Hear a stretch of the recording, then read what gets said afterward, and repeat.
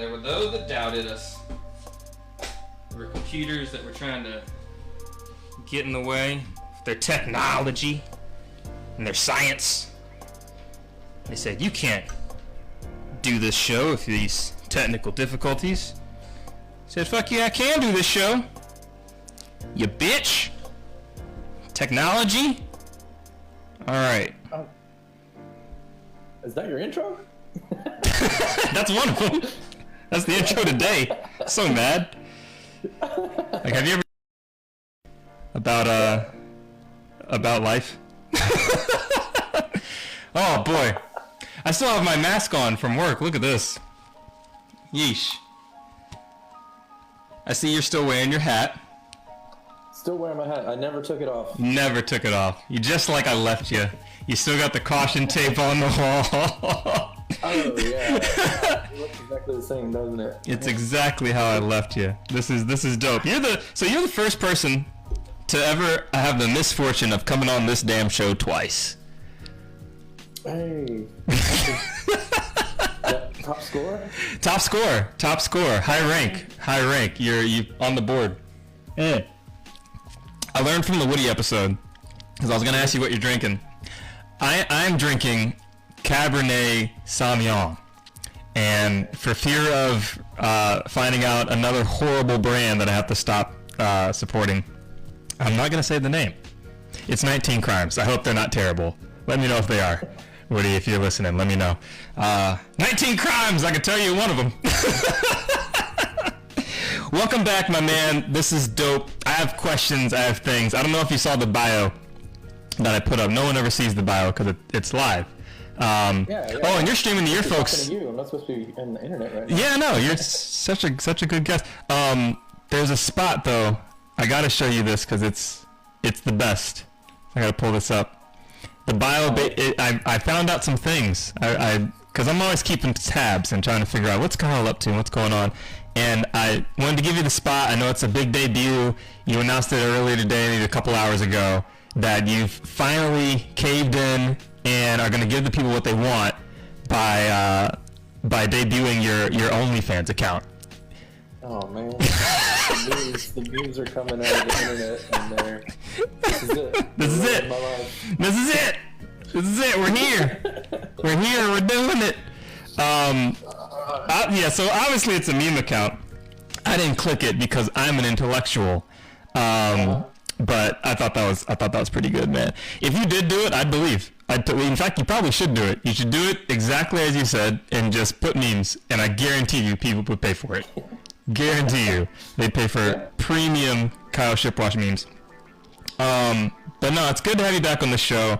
I was thinking about who to get on here. I was like, oh, I like talking to Kyle. We've been hanging out, I think.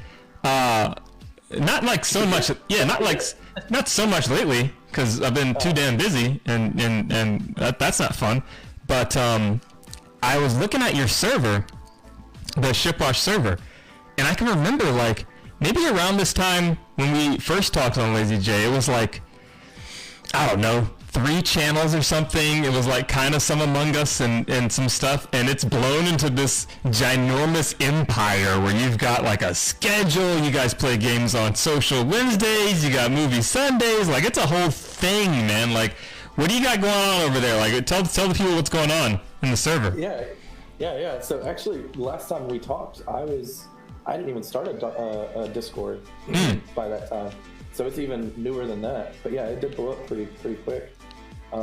Actually, last time we talked, I was still trying to do Twitch stuff, and I was doing, what was it? I don't even know the name of the show that I was doing. What was it called? KQ Cribs. Yeah, KQ Cribs. Yeah. I reviewed you on that. Yeah, I did. At your house. We did that. Yeah. So yeah, the Discord server that I started, like, I was just kind of like the Killer Queen Discord server kind of broke up, and no one was really hanging out and stuff anymore. So I was like, you know what? I'll just shot in the dark, see if I can get something going on. Put in some put in some schedules of actual events that like happen at a specific day and a specific time, so that people can, because people are busy, they're all living their lives and stuff. God, don't I know? If there's a reoccurring event, I really think that those are like huge steps to getting a community to grow and like cohese from that point. Yeah, you've been killing the game. So you guys are playing Among Us still on Saturdays, which I believe tomorrow they're supposed to be announcing that map finally. Is that real? Yeah.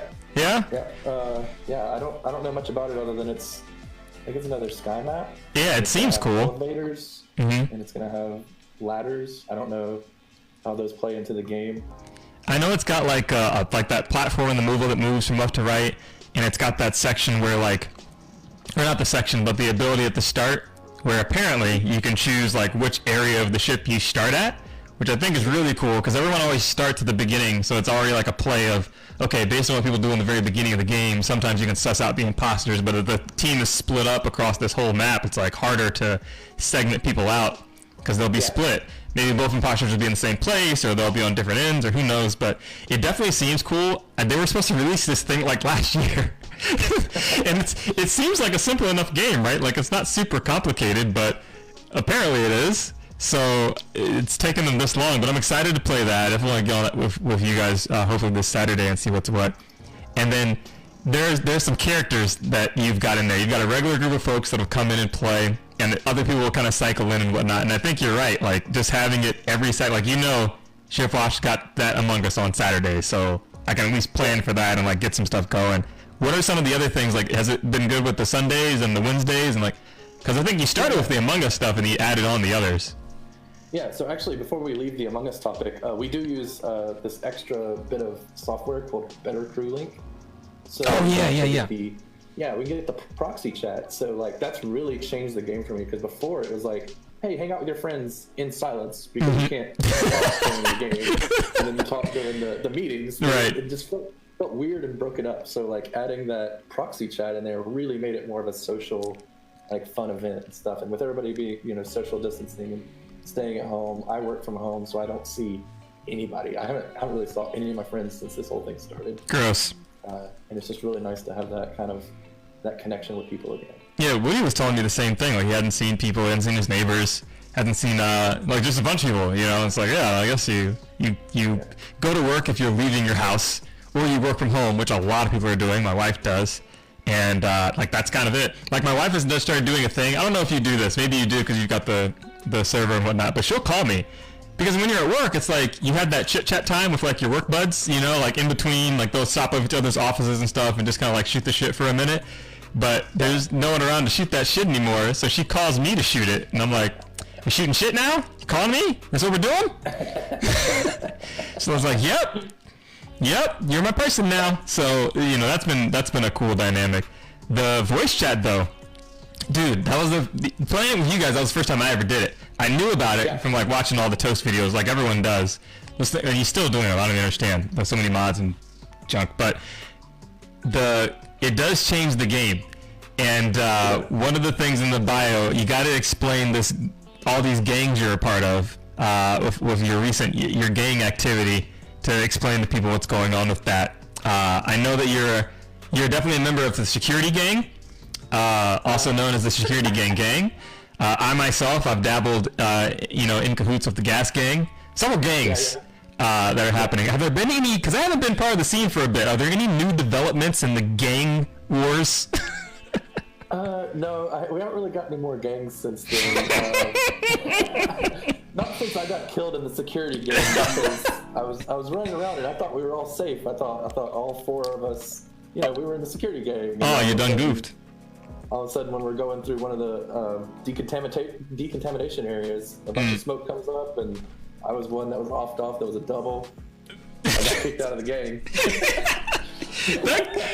I wish I had that clip. I would play that clip. That's such a good thing, man. It's hilarious. Oh, I've got it, but not like on hand. I know you've got. I should have prepped it for the commercial break. That's what I should have did. But it's funny. My gas gang brother Joseph, if you're watching, what's up, bud? The voice chat definitely enables some very interesting and fun interactions, and you get to see that side of folks where they're just having fun. I feel like the absolute most fun thing to do in Among Us now is just to be a chaos agent, because you know how you're supposed to play the game, and you kind of know like, all right, I feel like this person has a tendency to do this most of the time, this person has a tendency to do that most of the time. I'm just gonna not do the thing that I usually people think I do and just be completely odd and off and do that. And it's a lot more fun. It's a lot more fun. Yeah. I remember when the Gas Gang started, and it was because I think it was you and Joel were talking, and one of you was either faking or actually doing the gas can, and y'all were talking, and you're like, you know, this is a liar's test. Like, everybody, it's always the imposter that's faking gas. And then from then on, like, y'all were just, like, inseparable. I don't know why. I don't know why it happened. I've never met Joseph. Like, I've never... No, you haven't. I don't think I have. Maybe, you know, in a scene or something somewhere. I don't think I've... At least I haven't consciously, like, you know, met him. I don't know. Maybe I have. But, dude, that's, like, my favorite person now. Like, whenever I'm playing, I look at the servers, like, is Joel on?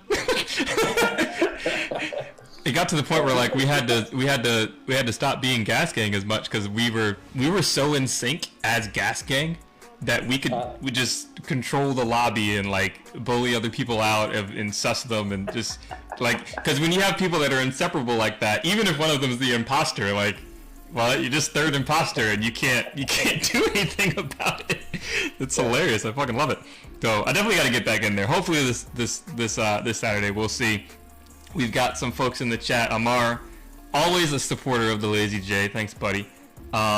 He says he just realized he's wearing the same shirt as you. What shirt are you wearing? I didn't even catch it. Oh, yeah. I got all of my. Hell yeah! Yeah, I got the glitch hat here, signed. That signature. I got it signed. It's dope. It's dope. Yeah, and then the shirt is. Let's see.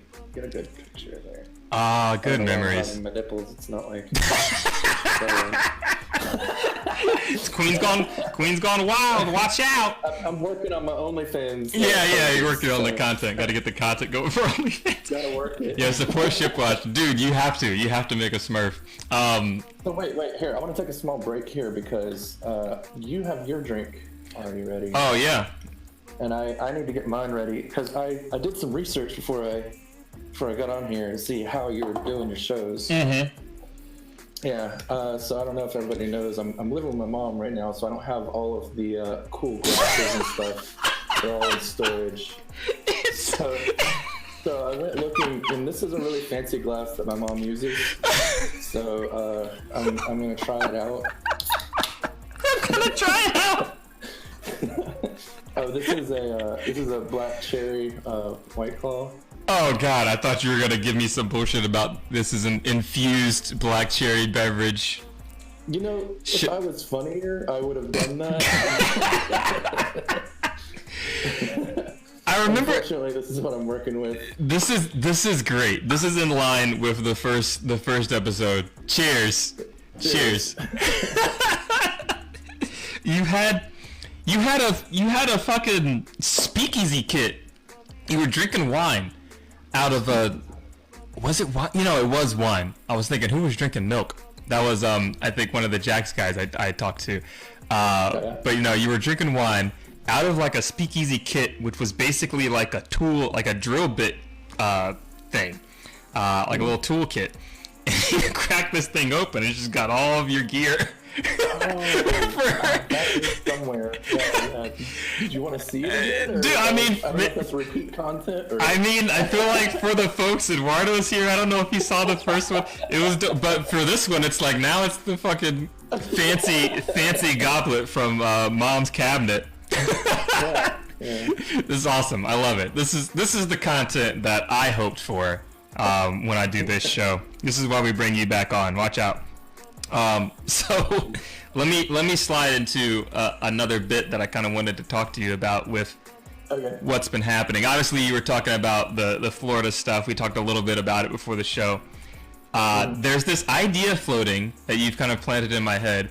What would it be like if Shipwash was South Florida in Killer Queen?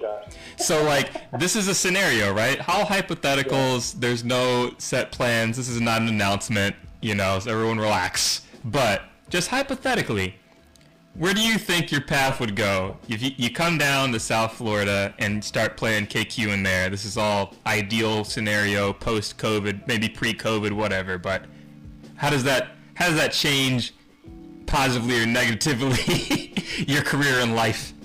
Man, well, first off, and this is a little sidetrack, I need to visit the beach. It's nice. It's nice, man. I still haven't seen the beach there. You've been twice and you haven't been to the beach. I've been, twice.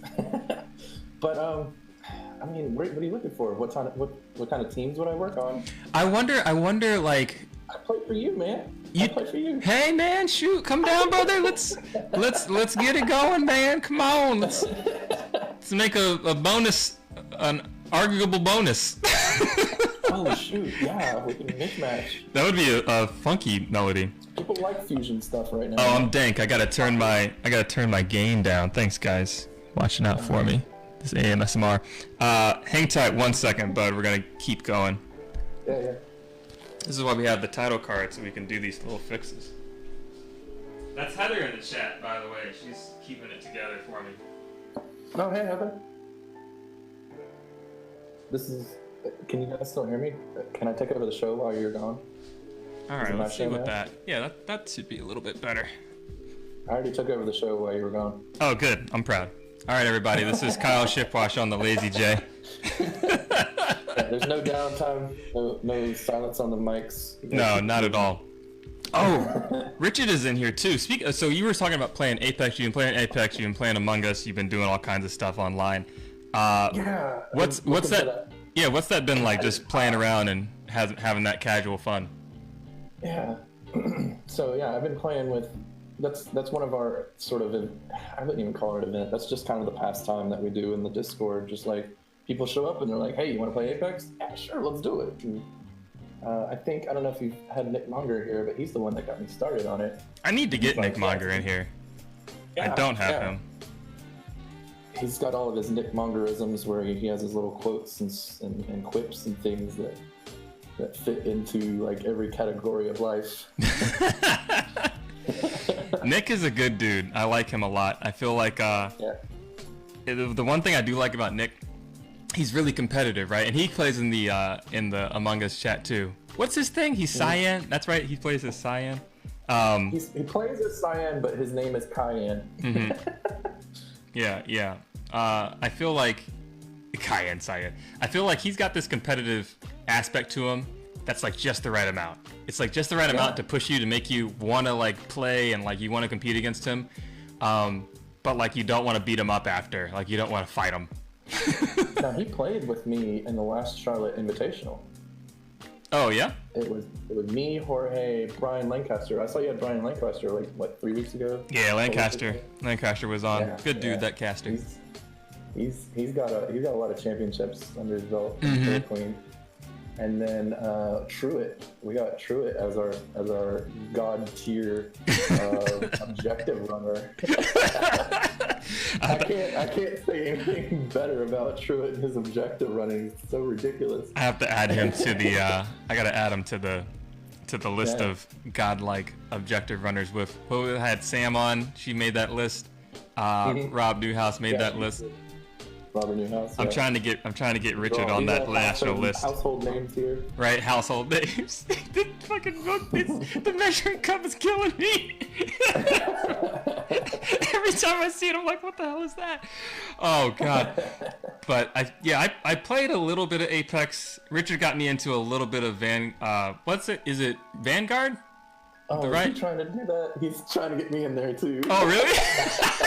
Yeah. I played it with him a little bit. It's hard. I was bad at CSGO, man. So it's like that snappy, super accuracy, Twitch mechanic. Valorant, that's it. Valorant. What did I say? Vanguard? I'm dumb. Said Vanguard. I don't know. I think that's some other game. Like a security or insurance or something. It's one of those. It's not a playable. One of those responsible things that we're supposed to know that they didn't teach us in school. Right. I played Valorant until they nerfed my character, which was Sage, and then I'm like, well, all the other characters you have to be good, so yeah, I can't do that. I played it a day, and the frustrating thing for me was I got stuck on a team. I didn't know what I was doing. I don't think they knew what they were doing, but I had to stay on the team for like 45 minutes and just like lose. Yeah. It's like, we know we're gonna lose for 45 minutes, and I'm not okay with this. Yeah. The games are long, man. The only game I've ever been like that swept in. Well, I guess you don't necessarily know if you're gonna lose or not.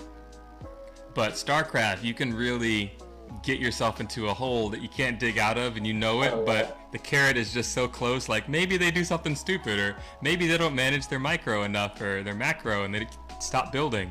Or I can win this one engagement, and then their whole army's dead. But no, it's just, they killed my expansion, and that was basically it. I could never catch up after that point, even though I really felt like I could. That's the worst. When you try your best but you don't succeed? You get what you want, but not what you need. Yeah. Oh, okay. I was just saying, what happens? Is this a happy ending or a neutral ending? It doesn't sound like a Disney ending. No. I've been trying to drop some bombs on these episodes every once in a while. Amar picked up on one. Richard was telling me, it's like, oh, you made a Fix It Felix joke on the Sam episode because his name is Felix, and no one caught it. Sam didn't catch it. I'll have to tell her about it later. But it was there. It was there. That's the next level memery. Right. I'm trying to get on the meme game. We'll see. I don't know. So we were talking a little bit about community building. Obviously, you built the community with SHIPWA. What is it? It's SHIPWA.SH. It was like Shipwash TV. Somebody already took the SHIPWA.SH domain. And I wanted to have a SHIPWA.SH domain, but it goes to some, I don't know, nice lady's law firm or something. Oh, nice lady. Again, responsible things that, we don't really learn at school. But like, so the next best thing was to do what they call domain hacks, where you like move the dot into the name somehow. Oh, yeah. So it's now SHIPWA.SH. That makes sense. What's SH for? It finishes off SHIPWA. Well, but like, isn't it one of those like endings? Like, I know like .co or like, what is dot? Let's look it up really quick. I feel like I should know. Oh, you don't know? You just, well, I guess that makes sense. It's like, I just want to make sure it works. Yeah. It says shell, but that's not true. That's only whenever you're using Linux. See, Kyle is smart, ladies and gentlemen. He knows things that I don't know. He's my big brain buddy. Oh my gosh, don't do that, it'll go to my head. He knows about shell. He knows about Linux. He can fix your Linuxes. Make sure they're all lying right in the Lux. And your shells, don't forget. Master of the shells. He's got an OnlyFans, and it's all shells. Tell me about I could tell you about your Googleplexes and Steve McQueen's. What are they? Yeah, Steve. How many Steve McQueen's do you need? Yeah, Steve McQueen's. So you're building this thing. You've got that cut. I know what you're talking about. There was another thing. It was like a Kickstarter or something that was being made by some developers for an indie game called The Apartment. And they like made this cool thing where it was like a relationship game. Man, I don't know if that's actually done yet. That particular Kickstarter. Some of them go like forever, their developments. But they cut it up so it was like Apartment, a game about relationships, and they split it so it was like a part mint, or apart and then mint. And it was like, okay, now I can get into these like funky word games, but their website was Apartment Game, and they used the .me to fill game. Oh, yeah, that's another domain hack. Did you know you can use emojis in domains? Get out. You can use emojis in domains now. Yeah, there's not a lot of them, but you can do it. I did not know that you can do that. I don't know why you would want to. Well, I know why you would want to use emojis. Yeah, it's not recommended because it's just not easily accessible on the keyboard. And like, it's not popular. No one does it. Like, that's the reason we're even talking about this right now. Right. If it was common knowledge, no one would have no one would know.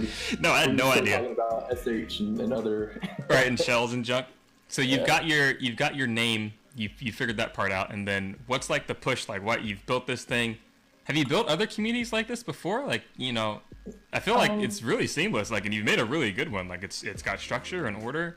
Like, there was a community that I had made in North Carolina around StarCraft. I made a thing called SC Tuesdays. It was on Tuesdays. We would go to a bar and we would play StarCraft. And like, people would bring their rigs and they would go. And it was like, okay, this is nice. This is like a community I've built up. My wife and I, I feel like I talked to somebody on the show about it, but we did a salsa group in college. And so we like made this group for the salsa team. yeah, we would do performances, you know, around the school and whatnot, and like there were a number of people in it at one time. A lot of people. I want to say like maybe 25 or people or so, 26.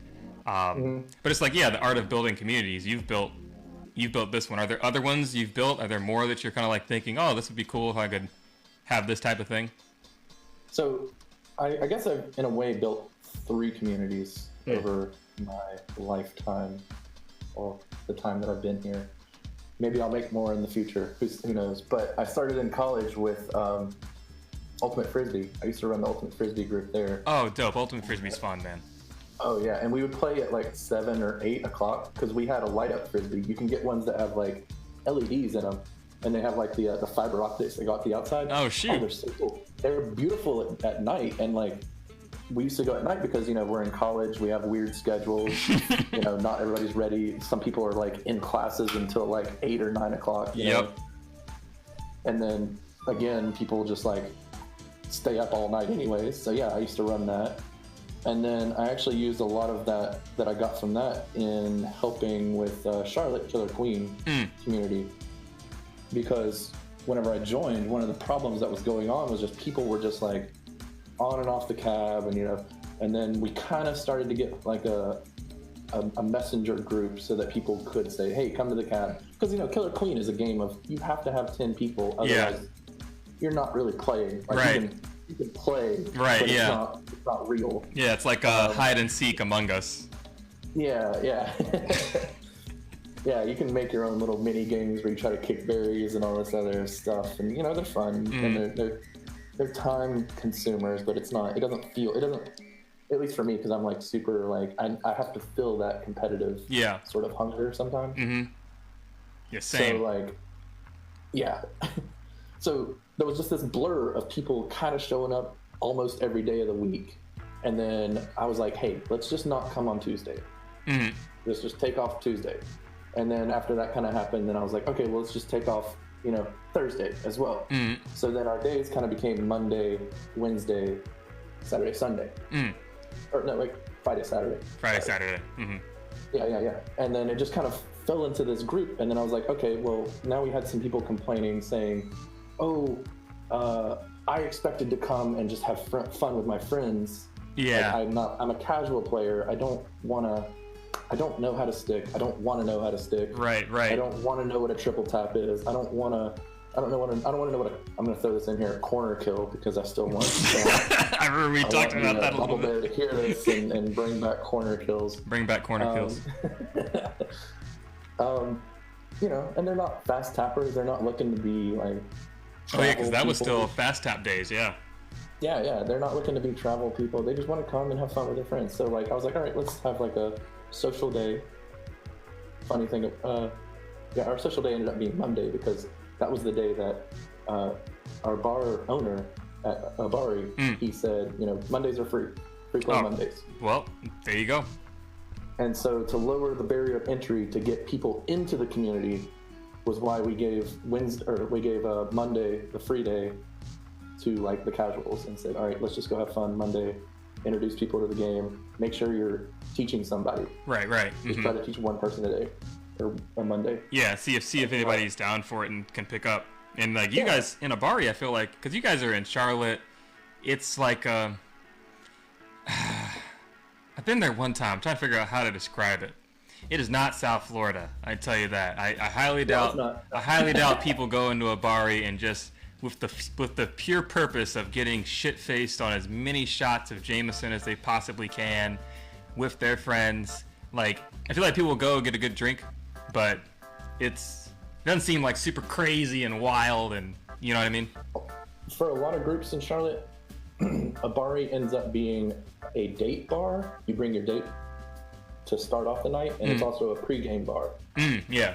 It's the first stop of the night. Play some video games, whatever, and then they go off to the clubs. They go to the speakeasies, whatever, like dinner. Yeah, it's like a stop to getting downtown. That makes sense. Yeah. And then, how did like, so you guys, because we would have some of the same thing where, yeah, you do have people that they literally just want to come play and have a good time with their friends, and it's always difficult to try to like mesh that in with the group of folks that are like trying to be competitive, and we've talked about that kind of thing before, especially for Charlotte, because it's like, well, how does that stop? And it's where's the bubble, and then the bubble bursts, and like, how do you keep things moving? How do you feel like, as we're coming back into it, because you're gonna have to rebuild, everyone's gonna have to rebuild, what types of lessons do you feel like you've learned from that aspect of community building, KQ? And you know, if vaccines are out, Super Abari, fingers crossed, opens up, and then people come out again, do you feel like you'd approach it a little bit differently, or like what kind of changes would you make? Yeah. Can we really talk about what Super Abari is real quick? Just so yeah. I started. Someone dropped that bomb somewhere. I don't know if it was Amar or one of you guys, but I think in the Brian Lancaster episode, it was Rob. I think it was Rob Newhouse dropped that bomb. Yeah. So Abari closed down. So right now Charlotte doesn't have a scene, but they're looking to get a nuke location. They're going to call it Super Abari. I like it. Kind of like how you had the Nintendo and then the Super Nintendo. I like you it. Have Abari and then the Super Abari. Yeah. It's like Abari, but Atari. He's awesome. He's so cool. He's really he does it for the passion. He's like, that's it. I read that piece about him in whatever you guys' thing, like Observer or whatever it is, where they were talking about like the struggles that the bar was having during COVID, and how he just like built it up, and it's like his thing, and like there's no safety net. That's what he's got. And it hits me because it's like, yeah, that's basically our business. Like, it's the same thing. And people don't think about that a lot of times. Like, the businesses, the small ones at least, like the big ones, Amazon and, you know, Walmart, whatever, but like the mom and pops, the small guys, it's like, that's your thing. Like, that's your restaurant. If your restaurant closes, you don't have, that's it. Like, that's your whole source of livelihood and whatever. So I was super sad from like a business perspective when Abari shut down. So when I found out, oh, Super Abari may be happening, like, I was very, very excited for him, but also like for you guys in your scene. Yeah. So I think the original question before I've thrown us off on this tangent was building scenes back. Yeah, like what would you do with what you know now? You know, what would you do differently or maybe the same? So,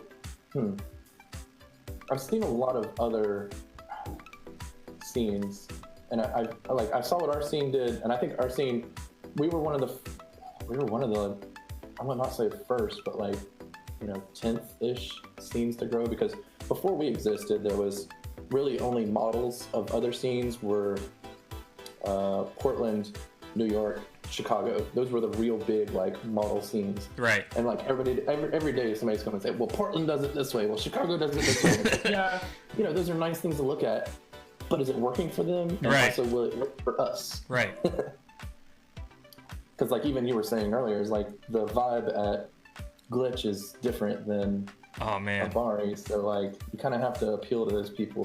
But I think one of the biggest staples that a lot of people trip over, that is a really good, like if you don't take, I'll probably throw a few more hopefully factoids that are helpful, but this is a big one that I see a lot of people run into, so please take this one away more so than any other one, is set the expectation for the night. Because even like my job is all about like setting expectations and stuff. And I'm just kind of a developer, programmer, a DevOps guy. So like just telling somebody, hey, tonight we're gonna have fun. Yeah. Hey, tonight we're gonna be competitive. Get good. Yeah. No, but don't go that far. Tonight, bring a body bag and then step in it. Zip it up. You're either going home a champion or you're going home in a body bag. Just find the nearest trash receptacle and put yourself inside of it, 1 foot at a time. I like that. Can I sign up for that night? That sounds fun. Nick Monger probably remembers. Nick Monger quoted me on something one time, and oh my god, it escapes me so bad right now, and I hate that I can't think of it. Nick, we need you. Nick, we need you. I know we need it. Where is he? Is he in the chat? Where are you? Where are you, Nick? Need that spicy cayenne boy. Oh, that's what it was. I think I remember. And this is actually, I think last time I told you one of these things, I had it on Facebook and I was able to bring it up and show you. But it was, I said something along the lines of, you either, there's two things that can happen on the cab. You get good or you get wrecked, and you can only have one. Yeah. I mean, basically, boil it down to the simplest points. But then the thing that trips me up is like getting wrecked for me, I can't fathom it. Like, my brain can't, I literally cannot fathom it. But for some people, getting wrecked it's fun. It's fun, man. Like, I don't know if it's just like the, I don't know if it's like knowledge, or maybe they don't think about it in the way of like, boy, I'm getting destroyed right now. Like, this is fantastic. Or if it's just like, I'm trying to do things and like, I don't know what's not working. I don't know what I don't know. And that ignorance about the game, or like columns, for example, like, I didn't hold a column, I died. Shit. Like, or it's just like, oh, I tried to jump. Oh man, he got me. You know, I'll try again. You know what I mean? And it's like having that shift of maybe not knowing what you don't know, but then also just caring that you're on the cab and you're doing a thing with other people who are doing a thing, and you keep trying, and that's fun, and you're going about that, like trying to cater and tap into those folks. I feel like is probably my absolute biggest challenge, because I'm so far on the other end. It's really hard to like go. Like, I asked Damish, like, how do you keep the game fun? Like, what's fun for you? And he's like, oh, I love training people. And I think training people is fun too.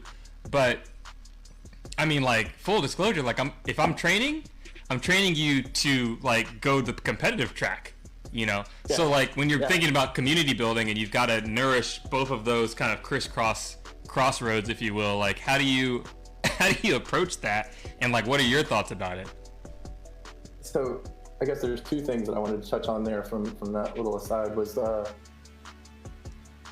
there's a difference between getting wrecked and then getting slaughtered. Yeah. You're getting slaughtered, you're not learning. It's not that you can't learn. Well, actually it is. You can't learn anything because you can't do anything. Yeah, you can't do anything. They're just like wiping you as soon as you get up, so you're not getting. It's not fun. It's no learning. There's nothing going on. Getting wrecked, you know, you're getting up and you're still like competing, and you're getting there. And like you were saying earlier, like the carrot's like there, but you're just not getting it. Right. And then you know, oh man, he did this really cool move that I've never seen anybody do. I expect him to do this, blah blah blah, whatever. Because we all know that each individual scene has their own people. So like, whenever you play somebody from Columbus, whenever you play somebody from New York, so on and so forth, you expect certain things to come from them. And then all of a sudden they trick you, and then they pull a sneaky on you, and then you end up going back to the hive. You go back. That's a really funny way to put it. I haven't heard it put in quite those terms. Well, time to go back to the hive. Just the drawing board of KQ. That's good. But then going back, your original question was, God, I can't think of what it was now. Well, it was mainly just like, how do you nourish both ends, you know?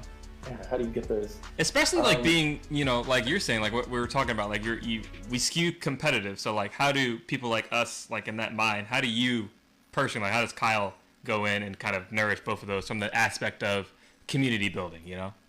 Yeah, okay, on community building is, again, setting expectations for the night. So that's why you have a community night, social night, and then you have your competitive night. And then during the competitive night, you're still not blocking people out. You're still trying to get them in. But whenever there's a discrepancy between, well, this person just wants to have fun, but this person actually wants to play, it's like, well, we're playing league night, which is another key term you can throw in there. To kind of be like, hey, we're playing league night. You can play with us, but we're playing kind of for blood, I guess. Right. But you don't have to throw that in there, because like, you don't want to be too abrasive with them, but like, let them know that, like, hey, you know, this is the league night. These people have possibly paid to be in the league, and they want to do that. And again, that's just setting expectations again. I do think, now that you mention it, the paywall is an interesting aspect of the game, in that it is a gatekeeper. You do have some people that are turned off by the paywall. They don't want to spend money to play a game, or sometimes it's hard to like come from a level of zero knowledge and have to pay money to try something you don't know if you'll like it or not. So I think there's that aspect of it too. South Florida, we've been blessed by the KQ gods at our bar with Dwight and everybody, where our cab has always been on free play, except for like a short stint. They put it on pay to play and they took it off. They thought that South Florida doesn't want to pay money for things, and they don't. South Florida does not like to pay covers, or, you know, they don't want to do that stuff. They just want to get in there, have fun. They want to spend all their money at the bar. you know. Mm-hmm. I remember we went to Dallas to play the tournament down there with Eduardo and Brandon and everybody, and they were at the venue free play, and it was all the arcade games were free, but the cover was $11, and I just remember walking in there like, oh, $11 color, oh god, because it's at the door. Like, I haven't seen what you have yet. Like, I don't know if I'm gonna have $11 worth, and then I gotta spend $11 again to get a drink, and it's like, oh shit. So I think that free play, you know, and paid, it does kind of make an element where you can say like, hey, it is league, like people are paying at this point to have this type of an experience, so it's being framed in that way like you're talking about. And then Monday it's like, hey, it's free, no one cares, like just do whatever, because you don't have to pay for it, so like just whatever, hop on, hop off, like, you know, it's like that for us all the time. So I think we do have a bit of a struggle sometimes in South Florida, like when we're in that mode where people don't have to pay, so it's very accessible. And it gets tougher to frame it because there is no block, there's no like wall, there's no gate anywhere, so people just can come around, and they kind of, sometimes it's entitlement, most of the time it's just it's accessible, it's there, so I want to jump on and have fun. So there's unique things to that. I guess for us, we didn't really, I may have not explained it well enough, but for us, for our league wasn't really, like, you pay $5 for, I think it was 3 months of league play. Oh, okay. You guys have like a subscription. Yeah, so it's a very, very low like entry, and all of that money went to taking care of the cab, because we took care of the cab ourselves. Just because we wanted it to be a little bit more than what the bar was taken care of. Yeah. And like we have a trusted player in the community. Jorge does most, if not all, of the cab maintenance, as well as the streaming, managing, and stuff like that. Good guy, that Jorge. Yeah, I've got myself over on the other screen too, so it's like it's weird to watch myself. Turn off the monitor. I got distracted. What's going on over here? I got myself over here. It's like I move to the side and it moves to the side. It's like, are you a mirror or are you just mocking me? It's mocking, definitely mocking always. Yeah, I think that's funky. I think that adds a bit to the community building aspect. I think for us, like, a little bit of investment in it. Like, you've invested $5 for 2 months, and it's like it's not asking too much of you. As well as the other investment we do is you have to play with that team for that month, right? For that the 2 months, the whole league, right? Just to get some cohesiveness between that team, so they communicate better. But then, you know, you don't know if that team works out. Like, somebody might not get along. Somebody wants to play with somebody else. Because one of the other things that I encouraged a lot of the people in the community to do was find a partner or two, and find the person that kind of complements what you do. Right. If you're an objective runner and you complement a speed warrior or a queen or whatever, like, try to team with that person, and then you can change everybody else on the flanks and fix that around next season. But like, find the people that you really mesh with, because if you can make a core of even just 2 people, you can add other people in and fill out a team real quick. That's a good point. Like, just having kind of like a augmented buddy system in a way. I think. I mean, look at Domish and Turbo. I think everybody's gonna probably agree that, boom, there you go. You got your little core there. Slap on some other people. Put me in, Domish. Yeah. Whenever you want to. Domish is listening. I'm gonna set a petition. He always watches these shows. He always comes and watches. Oh, man. I'm gonna start a petition. I swear. I gotta do something here. Do your thing. We're gonna start a petition to get. You gotta turn on the applause symbol for that. Domish is in the room. Domish is in the room. I gotta set a petition to get Turbo on here. He's the great white whale right now. I don't even know why. It became a thing. I think it's just fun now. I'm just rolling with it. Yeah. But no, it's exactly how it is. I feel like having a buddy, having someone to pair off with, not only for the social element, so you don't feel like you're just like a fish out of water in a room full of people that probably seem like they know each other and whatever, but the idea of having a compliment. The league night is not something we kind of did very early, I think, in KQSFL. but we moved to the system of like the monthly, and like the monthlies, like it became a thing where the teams would kind of stay the same. There would be some change, but the teams would more or less stay the same. So you got to have the same kind of interactions, and in some degrees it got a little boring, it got a little typecast, where it's like, okay, you can probably with 90% accuracy assume that the top 2 teams will be these 2 teams, and that most likely this team will probably beat that team unless something crazy happens or whatever. And so it got kind of, auto predictable. As we go into the commercial break, this is the first one, which is good because I got to set a couple things on the level. So hang tight, Kyle, and then we'll get right back into it. This is cool. The Lazy J.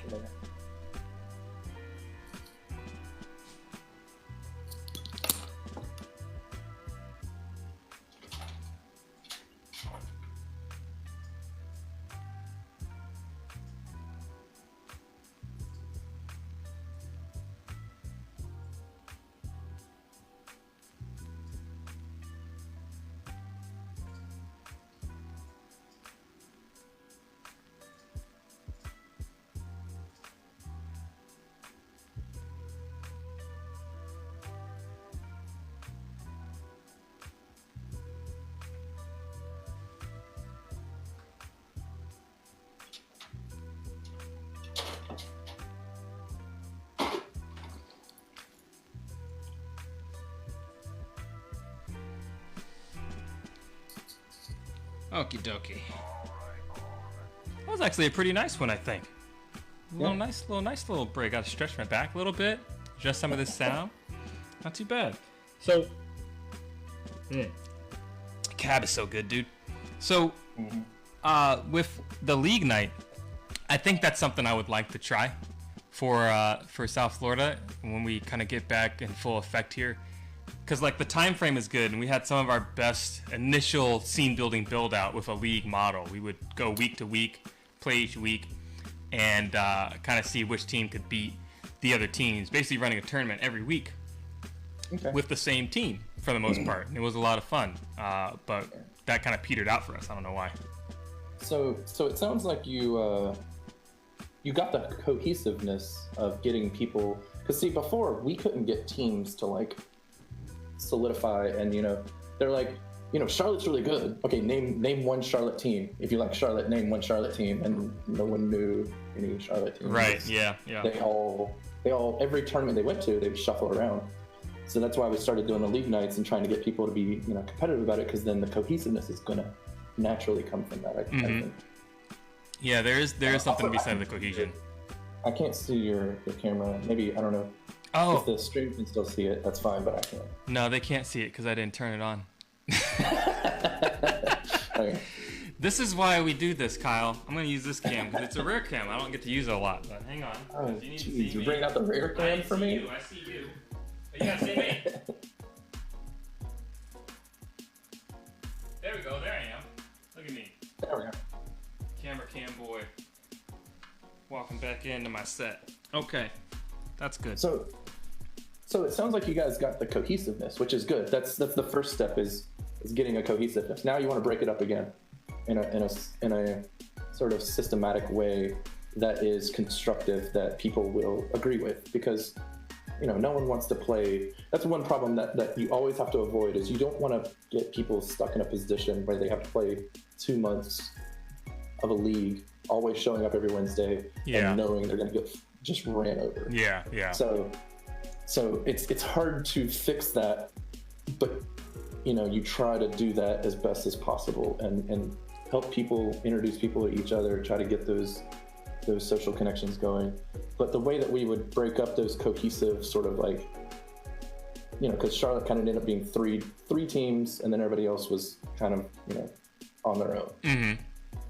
So we started doing like new queen leagues. So none of the regular queens, and then you can figure out how you want to do your criteria.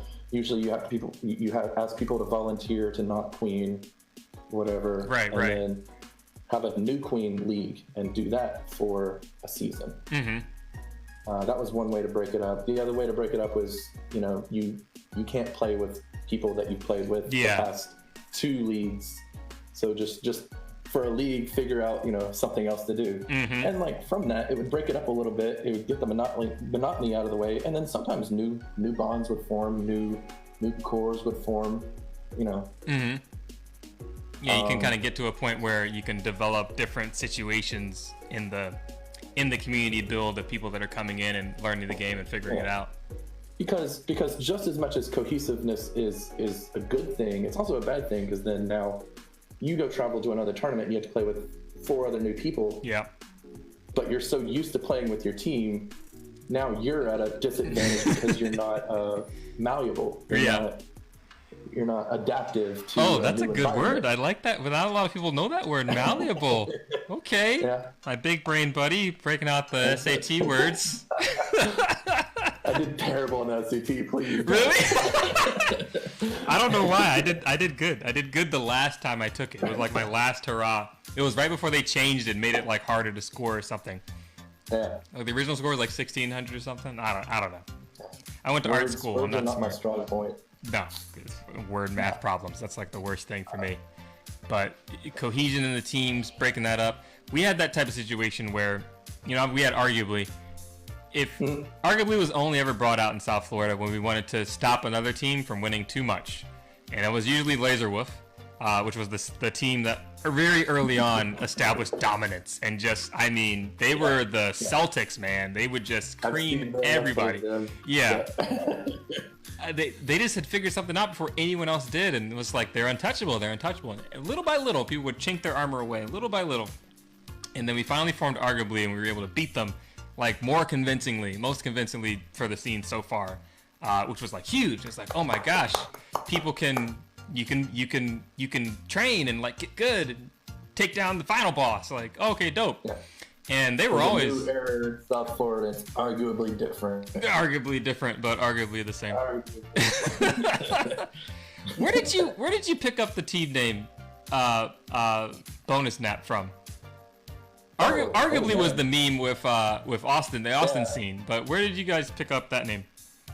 So I queen a lot, and one of the ways that I try to hopefully help get the team to kind of like break the ice and make them feel like they're part of the team is, I think on Facebook, which I haven't done this function in forever, is just set up a poll and just have everybody submit stuff. I'll submit some silly random things, whatever, just to get it going, and then everybody submits something, and then they all vote on it. I give everybody 2 votes, 3 sometimes, depending on how much we got. And I think it was Travis. He meant to say, he meant to put in bonus map.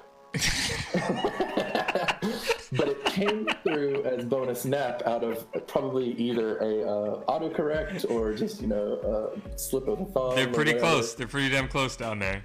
And like, yeah, I remember the conversation, but everybody kind of giggled about it, and then they were like, everybody voted it. It handedly won. I was a little upset about it, but I didn't tell people because I was like, people are gonna laugh at us.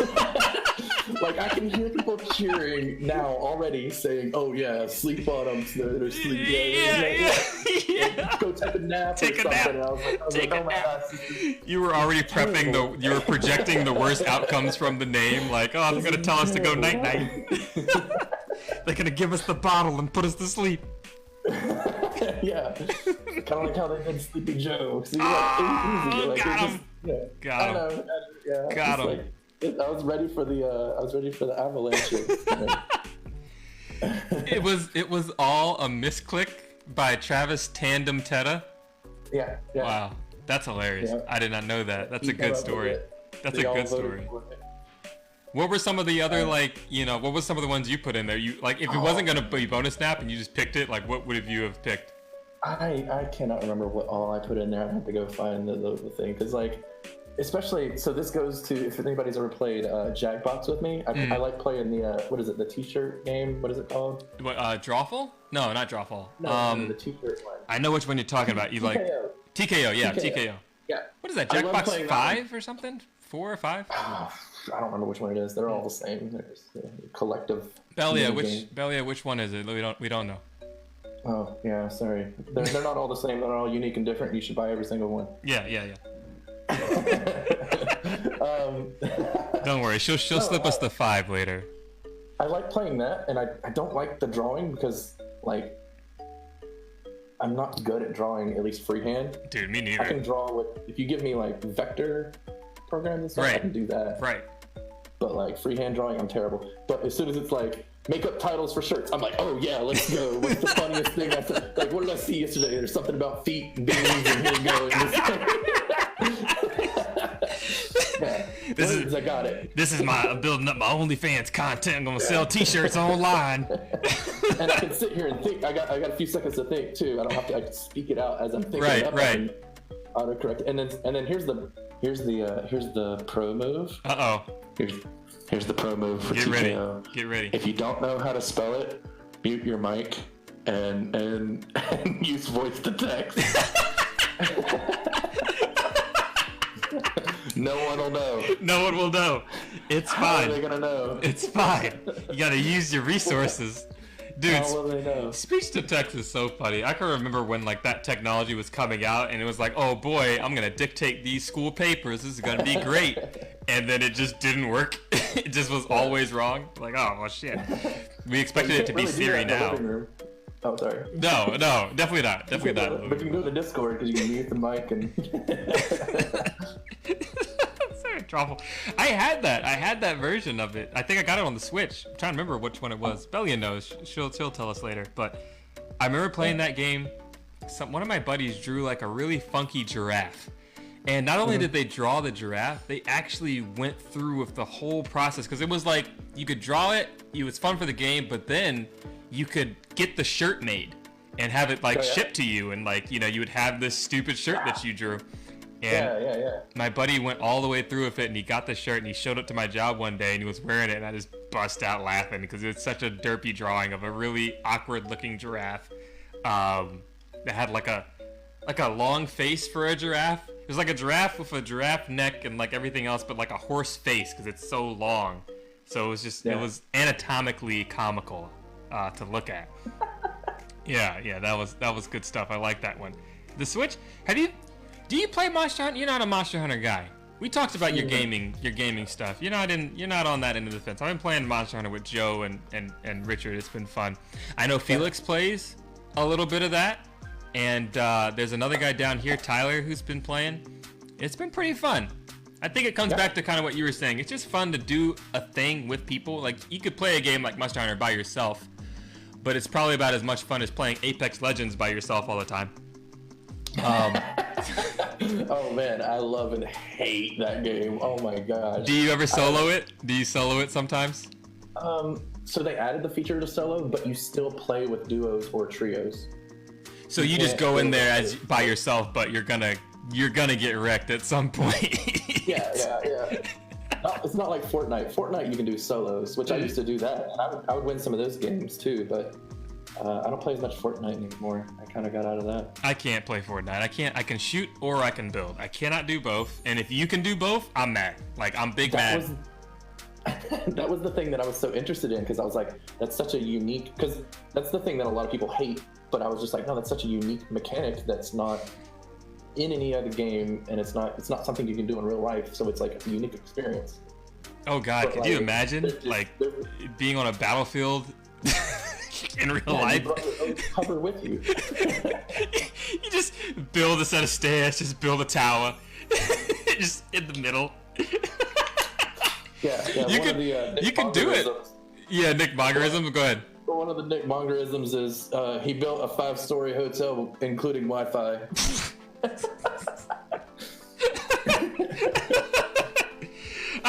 Joe, we gotta get Nick Monger on here. I got things I want to talk. I want my money. I want my money back, Nick. Yeah. I want a finder's fee for advertising him so for much. Pulling him on. Yeah, no, we'll let him know. We'll tell him how it is. Nick Monger, did I tell you the story when he came to South Florida and took our money?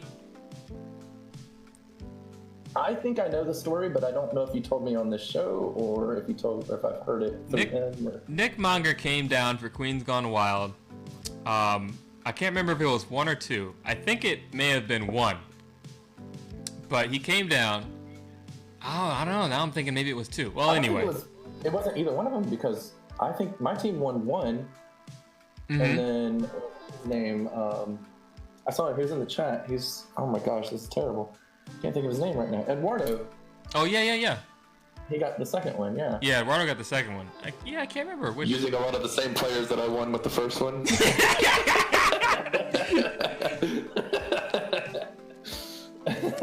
Just, dude, man, I'm still just salt, only spice. Only spice. I'm still angry about fucking Andrew Griner. I love him to death, but he got my ass. I'm so upset about that. He got my ass.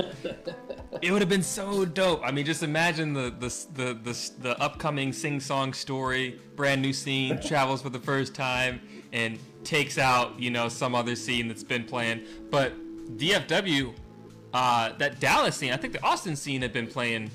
At least we heard about them first, and then there was the Dallas scene, and I don't know at what point they were, because I know Eduardo kind of went on his Queen tour, building that team was a process of a couple years, I think.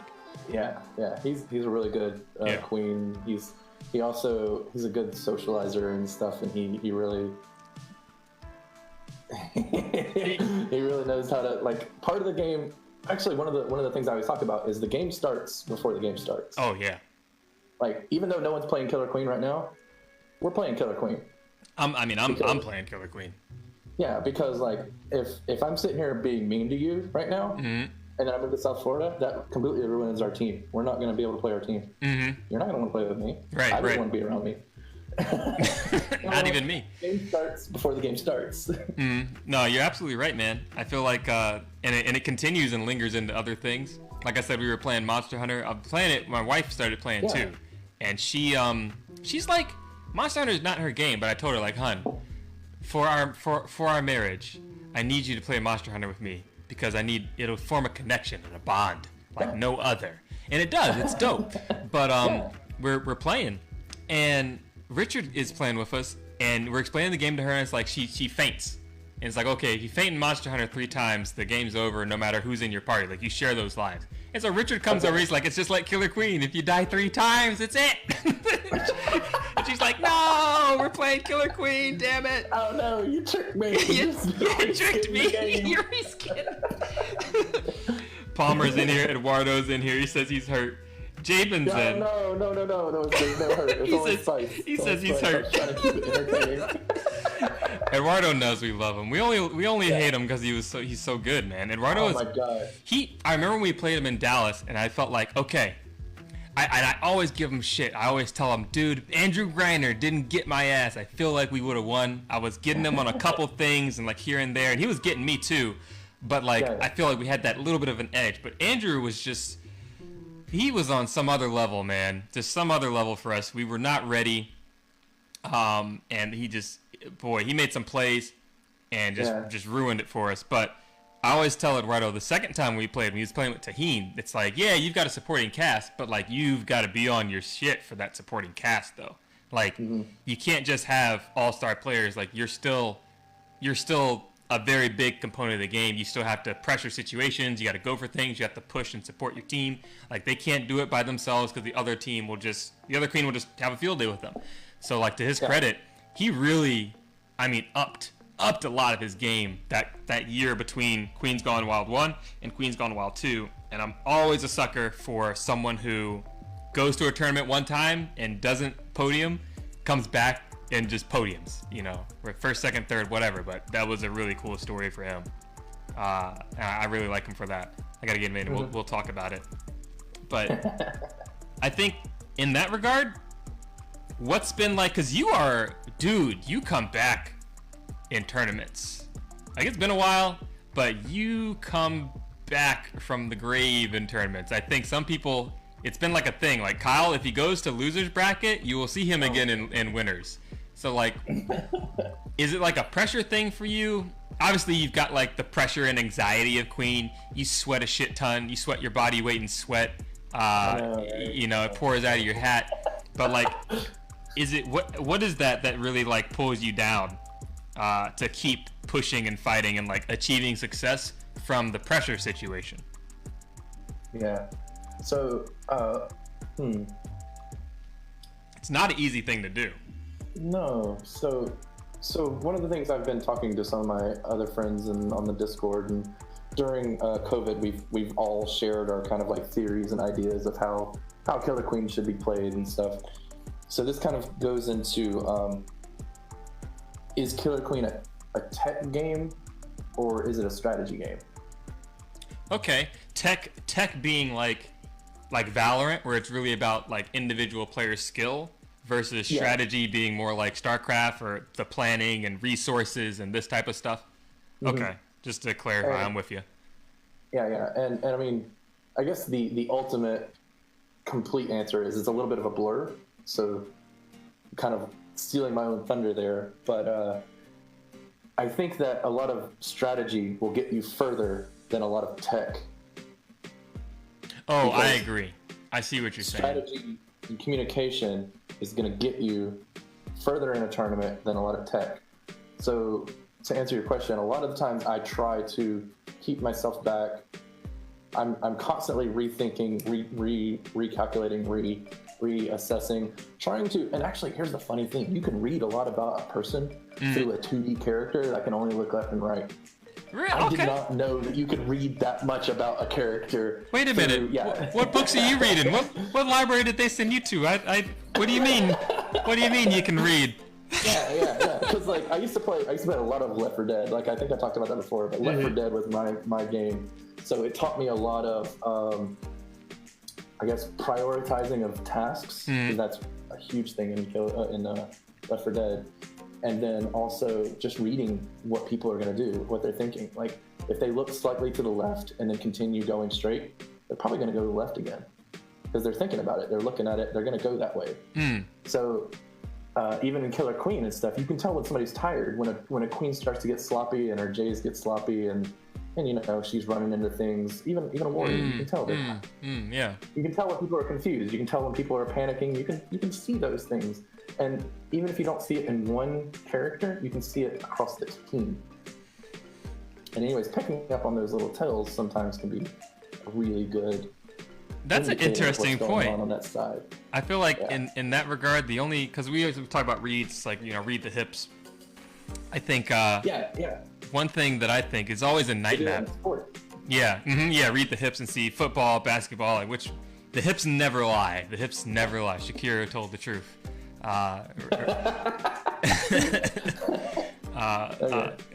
Respect Shakira, but the thing about it is being able to figure out. Richard says like reading monsters when they're fatigued in Monster Hunter. Well, that's not a hard read because they start limping because you've been wailing on them with a hammer. It starts to hurt. But I always like to think about it from the standpoint of if I'm playing against someone that's going for a lot of aggressive stuff, it's like, okay, I know that they're in it and they're feeling it, and I need to either take advantage of that by fading back and being a little bit more passive, but turning on the aggression and the end instead of just trying to directly challenge. But yeah, it's interesting when you say it that way, especially when you can read it across the team, because you're right. Like you can kind of tell when the hive is collapsing in a way. Yeah. I haven't really thought about it like that. I've always just thought like, you know, yo, she's down, like pressure her now, like get her, you know, don't let her regain a thing. But like the concept of reading someone's like psyche and mindset, that's like another level that I've maybe subconsciously considered, but not like actively. Like it sounds like a new idea, you know, hearing it from you. It's interesting. There's a YouTube channel called Summoning Salt, and they go into stuff like that about like what's the word? They call it conditioning your opponent. Yeah. So this guy plays a lot of Street Fighter. So he's like, you know, you keep doing a jump knee kick, jump knee kick, jump knee kick, and then like whenever he goes to defend the jump knee kick, now you sweep his leg. You do something different. Sweep the leg. He knows you're gonna. Maybe that's actually a bad strategy. I don't play fighter games because I No, play a lot of. it's a very common strategy. It's a good strategy too, because you can, yeah. at least in Smash, like you can bait someone, or you can read what they're gonna do. If someone is, you knock them off the stage and they always recover high, you know where they're gonna be, and it's always like spatial in that way. I think that is something. Like you do this with your move. You got me with it. I was so mad. I was like, that's dope. I'm gonna steal it. I haven't been able to get it as much as you have. But on day map, you'll do that thing where everyone you expect you're gonna go in, you're gonna bump, you're gonna tap, but you'll just dive straight down at the beginning, and it always seems like you're gonna go and just tag your safe gate. I don't know what it is, because like in the brain, you know, no one ever goes to tag their safe gate. That's just, you just don't do that. You don't need to. You can, sure, but like if you have a team that's got drones, they're gonna bump in the middle, like they're gonna cause a collision there. You don't need to tag your safe gate. Your vanilla's getting out, like no matter what. There's almost nothing that can be done about that. Yeah. But you'll go down anyway. You won't come to the ledge, and then you'll just pop back up, and having anticipated that someone, like you're gonna be lower, oh, I'll just tag the middle gate because I think it's safe, and all of a sudden, oh shit, no, it's not. And then you come over the top and just clobber somebody right there. And it's off of the long-term collective conditioning of queens bump at the ceiling over the mid gate. And Kyle's like, nope. I'm that's really cool that you went into that. Like, well, you got my ass. You pinned me. You got my ass. You pinned me. You got me. You know, talking about the conditioning and going straight to that example. That's yeah. It's technically, Jorge's been calling it. I think he calls it the dip off the start. He coined it, not me. If you guys want to call it that, whatever. It was Jorge. It was Jorge. We're not here to self-promote or anything, but no, he's been calling it the dip. Just kind of like that's just kind of what he said, just kind of off the cuff one day. It's technically a mantis, I guess, in a way, because what you're doing in the mantis is you're down below them, and if you think in vectors and think of momentum, you're down, so you can go down and then not hit, let's say you don't hit a platform. Okay. If you're going down and you don't hit the platform and then you come back up, you have to fight that downward momentum. There's going to be a point where you stop and then you start to come back up. Right. Or you can pay the distance cost where you go all the way down, touch the ground. Therefore, you don't have to pay that momentum cost of fighting that momentum to go back up. You automatically go from like whatever vector down to 0. Now you can go straight up, and you can go up faster. And like you were saying, the people aren't ready for that kind of like fake out. Now they're coming down, their downward momentum is going down so far, and then they realize that you've already zeroed out your momentum, and you're coming back up. They still have to fight that momentum that they went down to get back up, but you're above them, and that's it. That's your life. Next life. Go back to the high. Start over. It's time to go back to the high. Rethink what you did. I like one of my moves that I've been trying to work for conditioning is it's got a lot of different things. We're calling it in South Florida. We're calling it the okie doke. Richard first came up with it. That's the word. That's the word. I'm sitting here panicking. I was like, man, this is live. Someone's gonna ask me this question. What's it called, Kyle? What's it called? It's called because Joe made it up like right on the spot. Everyone thinks it's made up, and it's a real thing. Even people in South Florida are like, what is it? I don't know what it is. It's like, listen, it's a feeling. It's a vibe. You ever want to explain something without explaining it? Over a year. Yeah. But it's a conditioning move, right? And it's a collective conditioning thing where it takes a lot of different forms, but it's just a thing where if you expect me to continue a path, but I don't, and I turn around suddenly, and I've caught you in the, familiar pattern of chasing or the familiar pattern of, continued aggression, because I think when people are chasing you, this happens a lot on night map.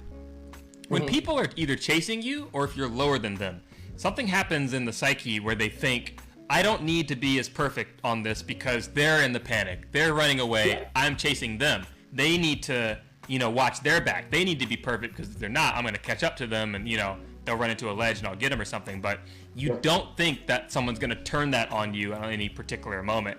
And I really like that engagement because it flips the whole concept on its head of, I am under attack, I'm under pressure, to like, no, I'm actually trying to set up a kill opportunity or set up a distance opportunity and buy myself more room or something. Because a lot of queens, especially early on, and like queens that are less experienced, I'll say, or like less battle hardened, will get in that pattern of just running for their life, and like they're freaking out and they're just trying to get away, you know. So it's a very vulnerable looking position, but you can turn it and you know, kind of profit off of it, and a lot of people still will get caught off guard about that. One of the things that I do a lot on Night Map in particular, especially on the middle, is people love to J through the waterfall. So I'll be at either the left or the right of that kind of mid ledge above the middle gate, and there's a little platform on both sides of that underneath, and I'll just like go down to the ground on that platform, and like same thing you're saying, I'll pay the cost of being lower for the cost of I know I can shoot up higher than you can correct in, and that J is almost never perfect, because if I'm low, they're either trying to target where I am, or they don't think they need to hit the J, and I'll just go back up to the top with a triple, and they die most of the time. Or if a warrior's holding the outside, you know, on the ledge, go down, they come in, you triple back up, and you're there quicker than they can come down till you get them. And it's always a mental thing like that, I feel like, in those circumstances. What's like one of your favorite tricks? We talked about the day map one, but what's like another one of your, I don't want to give all your secrets away, but we haven't been playing, no one knows. It's going to be so long. Like, what's just one of your favorite things to do? Your favorite okie dokes, we'll say. Okie doke. Yeah, we haven't really, well, yeah. So I guess we can talk about the one where I was actually in Phoenix and you called it the okie doke. Oh, yeah. Yes. Tell us the story of the Phoenix okie doke. Phoenix okie doke was, I forget who the other queen was. Do you remember? Were you playing? You weren't playing us, I think, because I was watching those games. Yeah. No, you were on commentary. So maybe you were playing Damish or just some other queen, but I was on Pierre's team, so I know it wasn't Yeah, Pierre. my team name was, and here's another one of those like wordplay things that I usually end up doing in the poll. Our team name was Daddy Mayonnaise. I remember that one. It was probably one of my more ridiculous ones. That's a good one. You know, That's a good one. yeah.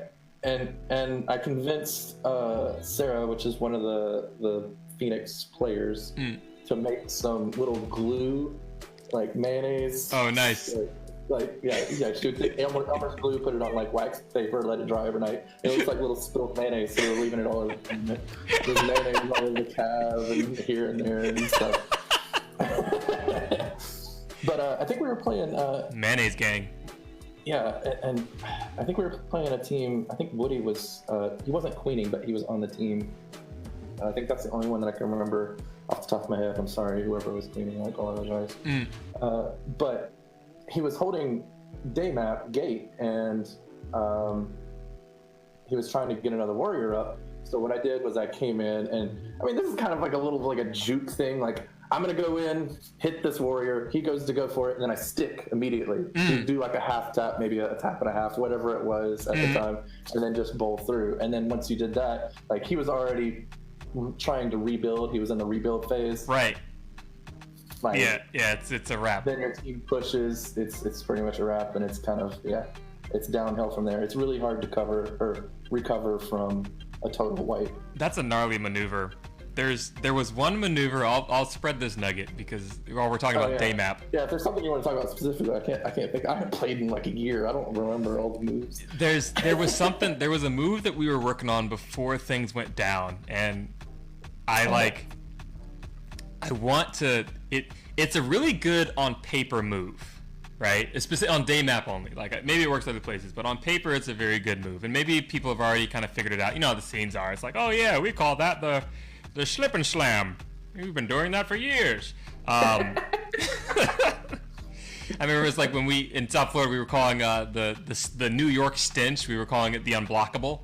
And it's like, yo, this is the unblockable because you can't block it. Like, you can't block it. It's over. And they're like, oh yeah, it's the stench. And we're like, no, that's the unblockable. We named it. Yeah, no. Yeah, that happens a lot.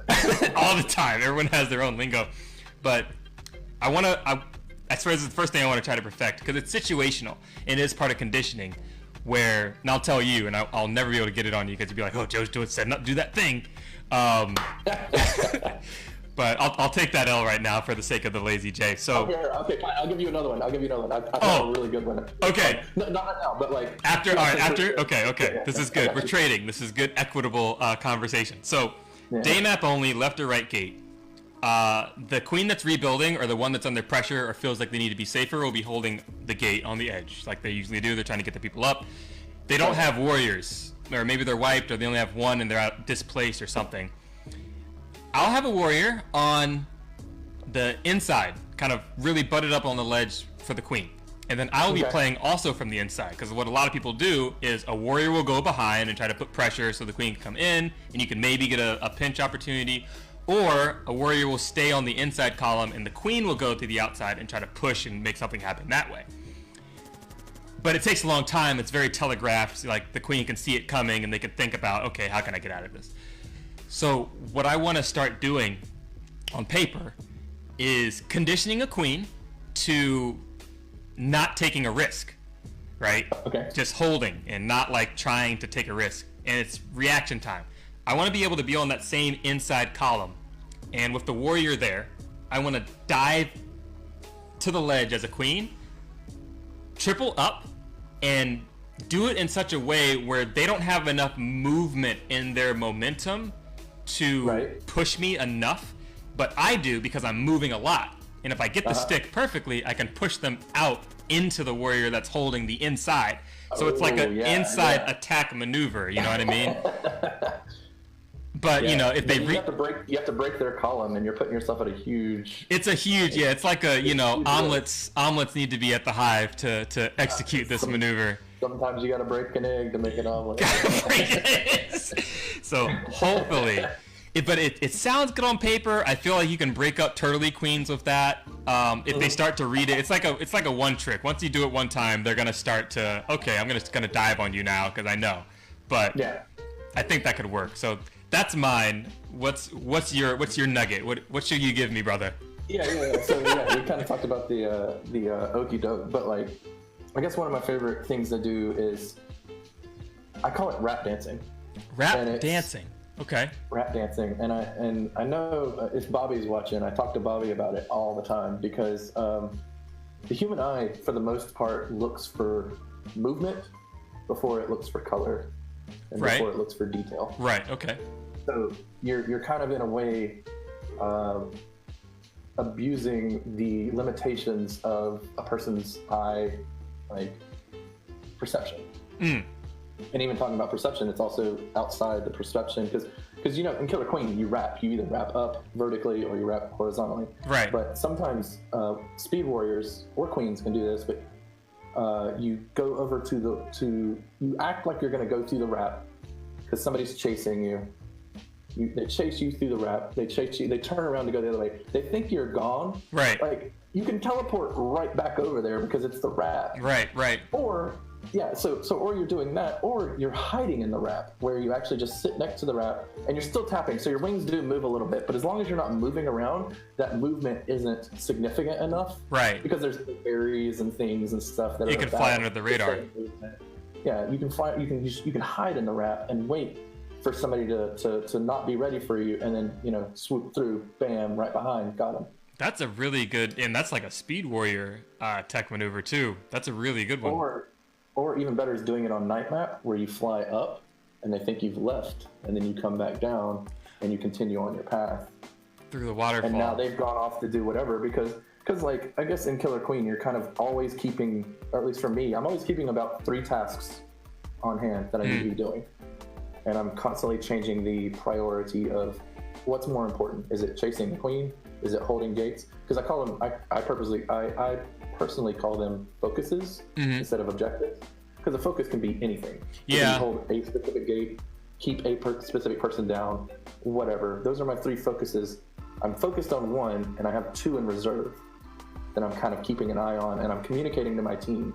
And I try to, some of the teams that I play with, I try to talk this theory through. I'm like, keep one thing on top of your mind, and then kind of watch 2 other things that you think might be an upcoming issue in the next, 30 seconds. That's really smart. I like the idea of calling it focuses instead of objectives, because it I mean, obviously those are objectives, but like when you think about objectives, you think about berries and snail. Like you don't really think about like protecting an area or holding Sometimes a just gate. holding space, that's a focus. Just holding space. Yeah, it seems like it's easier to wrap your mind around the concept of this is just what I need to focus on right now, rather than something I need to accomplish or like, you know, a task that needs to be done. I like that. Yeah. That's good. This is like even if it doesn't show. No, go ahead. I was gonna say, even if it doesn't show up in the final statistics, because everybody gets so many kills, this that. Like, you see the objective runners. Like, what is it? Yeah. It could be up to like 300 deaths, and like still they're the champions. And like they got 300 deaths for a whole tournament. I feel 5 like kills maybe because they ate somebody. Like. My favorite of those objectives, I love queen berries, man. Queen berries, you shouldn't go for them as much in tournament, but man, they're so fun. They're so, especially like headbutt berries. Those are the best. Those are the best. Dust map berries all day long. Getting the long Pele's as we call them. It's good, dude. I feel like this is a really good way to like stay fresh in the mind. The body forgets, but the mind does not. You know, you gotta keep fresh and keep things moving. I like. Yeah, that's something that a lot of people have asked me is like, do you think people are gonna have trouble with tech and stuff when we start back? And I was like, people are gonna start back in their local area. They're gonna get their tech back before they even start traveling. Mm-hmm. Do you think tech back faster? Do you think Palmer was talking about this idea of doing a like what's the first thing gonna look like? Woody's like, oh, I want to do a social thing. Like, are you? I kind of skew that way. I feel like it should just be like a whatever. You know, I don't know where it would be or like who would host it, but you're kind of down with that idea too. Yeah, I'm down with either being competitive or social. I'm still personally not gonna go anywhere until numbers start dropping. Mm-hmm. And like it's safe, because I don't want to travel. I don't even want to travel right now. It's just not safe. Mm-hmm.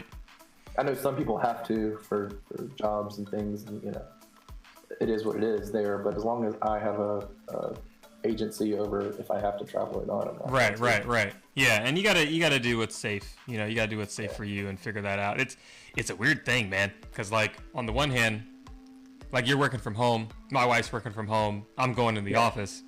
Because our work from home situation is like non-existent in media world. Like you have sets and shoots, and these guys are gonna drive to Orlando and whatever. And, you know, you just be smart. You try to limit your contact, make sure you're really thinking, and you know, okay, don't touch everything.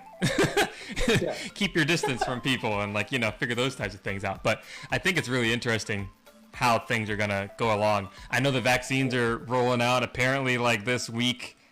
Some folks have already got them. I see people posting pictures. Some of my friends. Yeah, I saw you got yours as well. There it is. That was today, right? It was yesterday. Are you still alive? You're not dead. How you feeling? Yeah. No. You feeling woozy? I was not worried about it. Huh? You feeling woozy? You feeling heffalump-y? So I mean, obviously there is some trauma in the area because they stuck a needle in you. So it's a little sore. Yeah. It's a little sore, but not anything. I mean, I could still go lift and I don't know, anything I need to do. Mm-hmm. But it just feels sore. Feels like I laid on it wrong over a night. Right. I personally have been a little lethargic. I've been taking a little bit more extra naps. Mm-hmm. But that also is because I guess the immune system is, you know, ramping up and making clones of themselves and doing whatever else I was supposed to learn in immunology whenever I was a biologist, but I didn't pay attention. Jesus. No. It's all good things. But it does take energy to make an immunity against something. So like it's normal to be kind of tired. I was smiling because the wine, the Cabernet Sauvignon is kicking in a little bit, and I was still thinking about the ridiculous nature of the bonus nap name. So whenever you talk about naps, a little bonus nap in there. Being such a good name too, because then, it's a great name. It ended up being a great name. Yeah, no, I was so scared of it, but then like people were sending me pictures of people taking naps. They're like, bonus nap this. Dude, when we went to, do not sleep on bonus nap. When I went to Chattanooga. That was the first time I had traveled. Yeah. You guys were there. You guys ended up winning. I'm pretty sure Chattanooga. I can't remember. That was whenever we picked up Tiana and Oh wait, no, you guys. I think you guys got the second. That was it was you versus John K. I remember it was like, oh, John K. Another Charlotte, whatever. Yeah, that one. Yeah. I think that particular one, John K. took it. But I remember that was my first experience with bonus snap. And the legend had grown to, mythos level at that point. And it was just like, these guys, I don't know who they are, but like the unit is legend. I know Kyle, obviously, because everyone talks about the Queen all the time. And I think that is one thing I would like to see change when the scene starts to come back is like the Queen is important. But there's other people, like whenever we would have commentary for our local scene, we would have the guys, the stream team at the time, HHG, they would commentate the games and they would talk about the players, you know what I mean?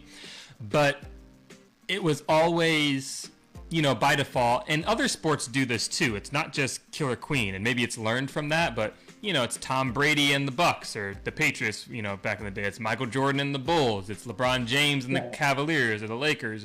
It's the individual and, and company. And I would like to see more kind of wealth, I guess, being shared where it makes sense for the individuals that make up the team. Because as we all well know, maybe in a situation where it's like basketball, you can have a person that just puts in 50 points because they're the only person that, gets the ball and they're hot.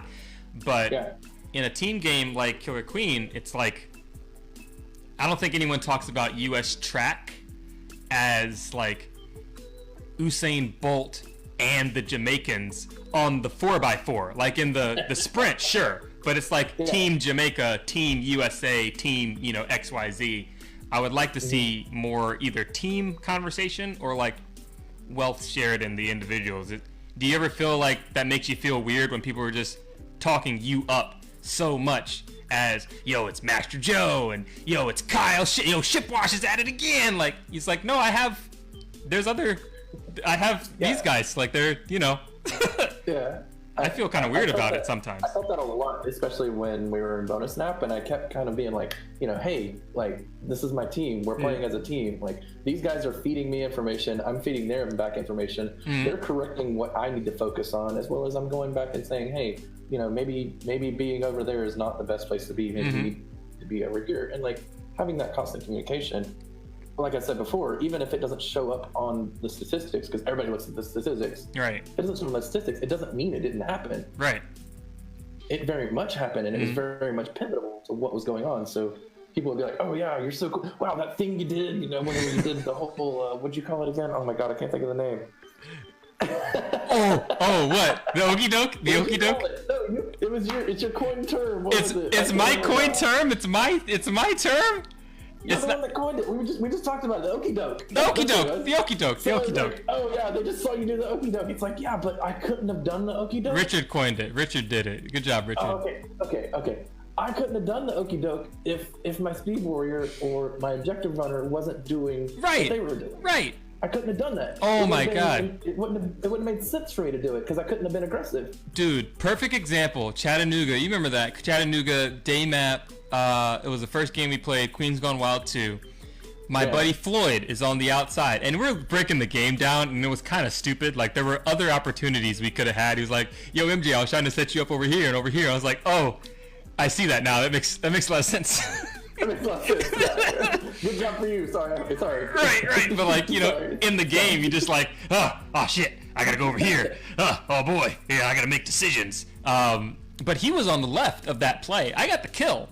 I did the maneuver and got the kill, but Chase only went that way because there was a warrior on his left, and I was on his right, and his warriors were on my right. Like, I was in a pinch, and there's no reason for him to go left because my guy's there. Maybe if Floyd wasn't there, because we're both on last, maybe Chase wouldn't have been so aggressive in that particular moment. Or if his warriors wasn't set up for the pinch, maybe that would have happened differently. But, like, the queens did the interaction, but the warriors are the ones that make the box. They made the environment for the thing to happen. 100%. So I would, it always makes you feel weird when people are just like, yeah, good job, MJ. And I'm like, Go team. Well done, everyone. A really good example that I think everyone should kind of think about whenever they think that one person is doing something, just play a queen versus queen game. Yeah. Yes. Because See what happens. If you're just playing just a queen versus queen game, like if you want to stay alive, you can stay alive infinity. Yep. You just keep running. You just keep looping. Mm-hmm. Until you start adding other people in and they start making the level dynamic, that's whenever the team is playing the game, not one person. Right. One person, unfortunately, gets the kill, but the team they control the map, they create the pathways that they want for that hopeful outcome to come. It's exactly like that, and I think that's something everyone understands. I want to say hopefully everyone understands that, but it's definitely weird. You get caught in the hype and the clippables and the memes, and it's just like, oh yeah, did you see when I did the thing? People do it. To knock it out because hype, have fun. Like it's a game. Yeah, it's a game. You gotta realize you gotta have fun, but spread that wealth around, man. There's 5 players on that cab, and I always like that. And everyone's got their role. Monster Hunter. If you come back to that for a second before we kind of start to break down here a bit, which again, I'm glad you're on again. This is hella fun. It just honestly it feels like Saturday night. Yeah. I gotta go to work tomorrow. That's the only difference, and so do you. Yeah. But it feels like Saturday night. I feel like you're being sus right now. I don't know. Is this an emergency meeting? Where's Monk? Get her out of here. Oh my God. Get her out of here. I talked about her. I forget which thing it was. I think it was with Heather. We were talking about Monk in Heather's episode. She was on, yeah, we were slandering her name, rightfully so. She's never done a wrong thing in her life. God, she's too damn good at that game, man. And she always gets imposter, but she's too damn good. And she gets away with it too. And we're just always like, should have known. Always. I don't know how. Should have known. She is the gaslight. Like she is the damn lantern. I don't understand. But that's a good one. That's a good one. Right? Talking about the roles and like what everyone plays, like Monster Hunter, we've got this good group going. The worst thing you can get in Monster Hunter when everybody wants to do the cool thing, like whatever you think the cool thing is, if that's getting the big damage, with the great sword, or everyone's got the long sword and they're all just interrupting each other because they all want to do the demon slash. Like, no, you need to have someone that really wants to play the goddamn hunting horn. That's me. Yeah. You need to have someone that really wants to tank with the lance and the shield. That's the Cinia. That's my wife. Then you've got Richard with the great sword, and he's just really wants to charge that thing up and get the combo. And then Joe B is the guy that's like talking the strategy, like, hey, the monster's limping, stop killing it, let's trap it instead, because then we'll get more stuff. And we're like, oh yeah, more stuff. That's smart. Yeah. Didn't think about that. Yeah. Like we were just murdering monsters the entire time. It takes longer, and you get less stuff. It's like a non-optimal move, unless you just need to vent aggression or something. I don't know. But it's, by all accounts, it's worse than just capturing the monster. And capturing them is easier. Like, you just trap them when they're sleeping, and then you throw them with the trank dart, and it's over. And you go home. And you get more stuff. So it's like, you need to have people in the game that really enjoy objective, and really enjoy speed, and really enjoy that you enjoy speed. And really enjoy queening or whatever, so that way it comes back to what you were talking about of having the cohesion in the teams and making sure those things fit, because hey, I love Rob and Sam and whoever else you were saying is also in the tier of best objective ever, but true it, yeah. I would love to see like a all drones team where the queen just doesn't do anything at all. See how far that gets you with. Man, that would be a scary team. I'm not even joking on that. I wonder. Put those two together. The drone games? Should the drone games be a thing? Because I know that they all pivot very well onto different roles. Yeah. Yeah. I wonder if that could even work. Like, could you have the drone games? You couldn't involve the snail at all, because once one person gets on the snail, it's over. But if it was just berries, could you run a 4-on-4 drone game where people are just going to the commercial break, which is like the end credits, because the show's almost over? Kyle, I'm gonna bring you back on here for a hot second, because I wanna get you an opportunity to shout out some things you're doing. Hang tight, ladies and gentlemen. We're wrapping up. I got one final hot take I want to ask Shipwash here, and we'll see what's what. Oh man, final Hot take incoming, Kyle. hot take. Na-na-na. Na-na-na.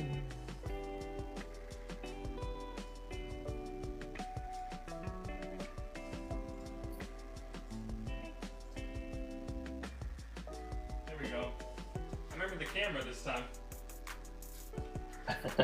Smotty McSmots. Okay, second commercial break means it's time to go.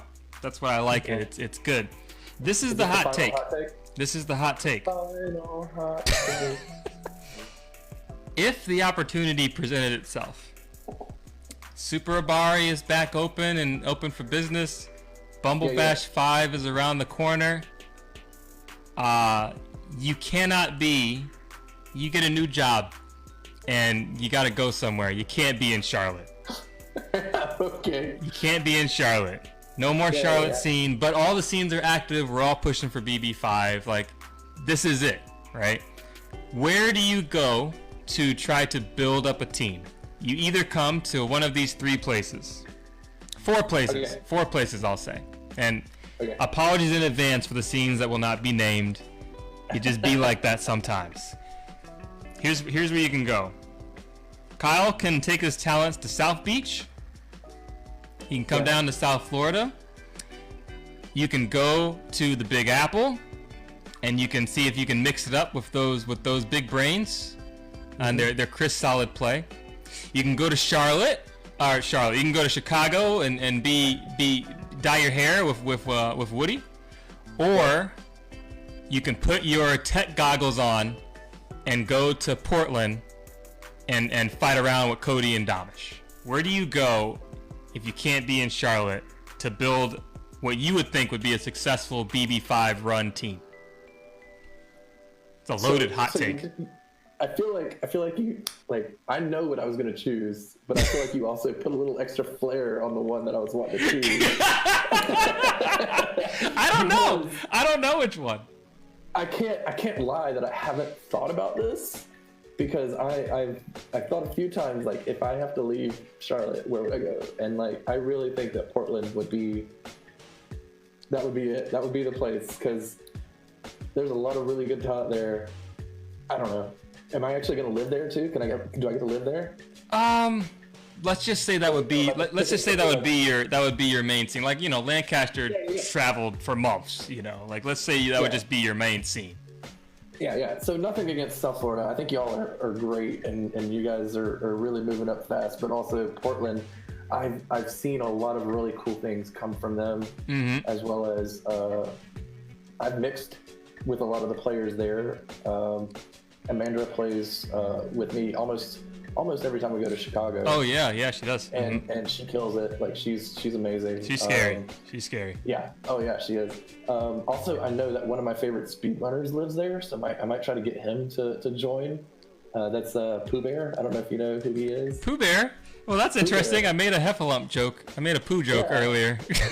I met him there because, like, it was funny. I saw him on the cab. He actually came to one of the tournaments. I think it was which tournament? Which Bumble.SH was that? Portland? Oh shoot. BB2, BB3.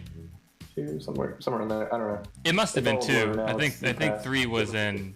I thought 3 was in Chattanooga or someplace. No, 4 was in Chattanooga. 4 was in Chattanooga. And then it was Minneapolis was 2, I think. So anyways, his name's Pooh Bear, and he does a lot of Super Mario Brothers speed runs. Oh, you weren't kidding. He's a speedrunner. I thought for some reason you were just talking about like a speed drone. No, he's an actual speedrunner. Yeah, I think he used to be a snowboarder before he turned speedrunner. Funky. He's a speedrunner. I want to get a drink with that guy. Yeah, he's super cool. Portland. I think I can't knock it off of Portland. That is some talent. And the conversation always is, oh, New York, Chicago, and like Portland is there. Portland's got a lot of success, but I think Damish moved there. Cody's crazy. I don't know what his experience is in terms of Bumble Bash and this and that and like his placings or whatever, but I just know he's insane. He's incredibly good. Dom just told me as much, and I think he was one of the first people who I played against at Hive Hustle, and he did a thing where I thought I got him, and I clearly did not, and it blew my brain. Like, you wizard, what did you do? Like, I don't even understand. He very nonchalantly told me, it's like, yeah, no, I just didn't leave the ceiling. I was like, oh, you just didn't leave the ceiling. Okay. Just hung out. Yeah, got it. Cool. Why didn't I think of that? But Portland, man, that'd be wild. Yeah, Kyle in Portland. I don't know. Maybe. I'd watch it. I'd watch it. I'd be lying if I said I hadn't thought about it, but I've definitely thought about it a few times. Well, we'll see, man. We'll see. You've always got a home in South Florida for the beach. Come down and take a look. You know, I gotta come see the beach. I still need to see the beach. Come put your feet in the sand. You'll have a good time. More content for OnlyFans. This has been fun, buddy. Thanks for coming on again. Always a good time. Do you have anything coming up? Do you have any kind of special stuff in SHIPWA.SH that you want to tell people about or get them into that community? Yeah, please. Yeah, come hang out with me. I stream sometimes, but like streaming's not the whole like reason that I do this. I do it just to be social. There's a lot of regulars that hang out, and we play social games on Wednesday.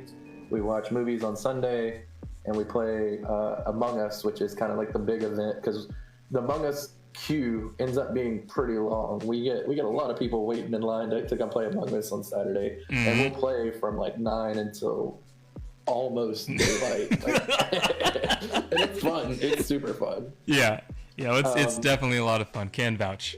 Yeah, the other, I guess, major event that I have is I bought some new components for my computer, and I'm going to be putting that together. Oh, shoot. Do you want to build? At some point. Yeah, I build my own computer. Nasty. Actually, Joe, how do you tell the difference between you and Joe? Like, you're Master Joe, and then... There's a lot of Joes. We learned early on you got to have distinctions. So we had Master Joe, which comes from Halo. Like, I've had that name forever. It was my gamer tag. That's where that comes from. I actually don't think that highly of myself to give myself an honorific. But Halo, Master Chief, Master Joe, it made sense at the time. It just stuck. But that's in there. And then Scoops, I don't know. Someone deemed him Scoops. I think maybe someone else in the scene, maybe Amanda or somebody. I'm not sure. You'd have to ask him. Okay. But someone just said, "You're Scoops now." And he was like, "All right." And then we have Joe, who works at Glitch, who went from being Bartender Joe, right, to being GM Joe. So we have some fun with that. We're on the cusp. We're looking. If you guys are out there and you're looking to come to South Florida, we are actively looking to build Team G.I. Joe. Please, contact your senator and let us know what's what. We'd love to have you. But yeah, that's how we distinguish ourselves. Okay. So yeah, he helped me choose some of these components. I'm gonna put it together probably tomorrow. It's kind of getting late tonight. We'll see. No, dope. That'd be really cool, man. Well, you guys got to hit up my buddy Kyle for Discords and get in there, have some fun. He's a lot of fun. I like this guy a lot. You're a good dude, man, and I definitely appreciate having you on the show. Always a good time. We'll see what's what for season 3. Maybe we'll just keep this going. I don't know. Mid-season break, we got to break out, see what the new drip is from Shipwash. We'll see. So here's a little bit of a oh, here we go. I brought a toy chest. I thought we were going to talk about it, but we ended up talking about everything else. But I got all the trophies and stuff here because I'm living with my mom, so I packed everything up and I brought all my trophies here. This is only half of it. Are those your KQ trophies? Yeah, these are all my KQ trophies. Jesus, how heavy is it? There's more in here. Oh my God. And then there's more over in here. But wait, there's more. So yeah. I'm well traveled, well versed, getting all the trinkets. It's all about the memories, but the trinkets are fun to bring home. The trinkets are fun. The trinkets help for the memories, as they say. We'll save it for season 3. I'll break it down. That's hella fun. This has been the Lazy J. That's Kyle Shipwash. Well, down there if you're watching on the stream. Gotta do my YouTube points, They changed the annotations. Isn't this how the e-girl? Yeah, that's it. But you gotta cross-eye. You gotta give yourself the cross eyes. Yeah, there you go. Close enough. I got it, yeah. Listen, he's gonna be selling bathwater soon on his OnlyFans. Hit him up. Support my boy. Okay, it's gonna be great. Thanks for coming on, buddy. This is the Lazy J. We're getting out of here.